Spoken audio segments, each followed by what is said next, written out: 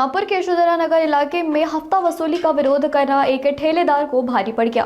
विनोबा भावे नगर में चाय नाश्ते का ठेला लगाने वाले 55 वर्षीय सुदामा बघेल पर आरोपी ने चाकू से जानलेवा हमला कर दिया।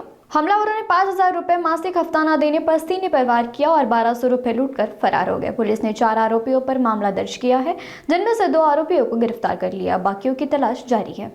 दिनांक 25 डिसेंबर 2025 रोजी फिर्यादी सुदामा झाडू बघेल वय 55 वर्ष राहणार नाजिम ट्रान्सपोर्ट जवळ संगीत हायस्कूल जवळ यशोधरा नगर यांनी समक्ष पोलीस ठाणे यशोधरा नगर येथे येऊन फिर्याद दिली की आरोपी नामे इजाजुद्दीन उर्फ शिबू सिद्दीकी, त्याचा भाऊ रुस्तम सिद्दीकी व त्याचा मित्र इम्रान खान, आबिद खान व मोहसिन हे फिर्यादीकडे त्यांच्या घराजवळ असलेला चहाचा ठेला चालवण्यासाठी दरमहा 5,000 रुपयाची त्यांच्याकडे मागणी करत होते. परंतु आरोपींना फिर्यादीला पैसे देण्याची इच्छा नव्हती, परंतु त्यांनी याबाबतची कधी पोलीस स्टेशनमध्ये तक्रारही दिली नव्हती.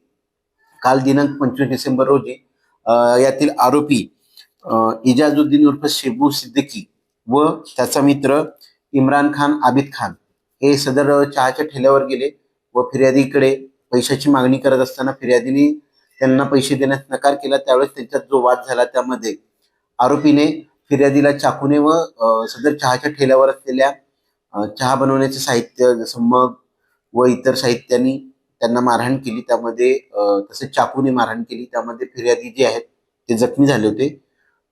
फिर्यादीने दिलेल्या तक्रारीवरून आरोपींविरुद्ध भारतीय न्याय संहिता कलम 109, 308, 309, 351, 3.5 प्रमाणे गुन्हा दाखल करण्यात आलेला आहे. या सदर प्रकरणात आरोपी रुस्तम सिद्दीकी, इम्रान खान, आबिद खान यांना अटक करण्यात आलेली असून त्यांचा PCR घेऊन पुढील तपास यशोधरा नगर पोलीस स्टेशन करत आहे. सदरची कामगिरी ही यशोधरा नगर पोलीस ठाणे यांनी माननीय पोलीस आयुक्त नागपूर शहर, सहपोलीस आयुक्त नागपूर शहर,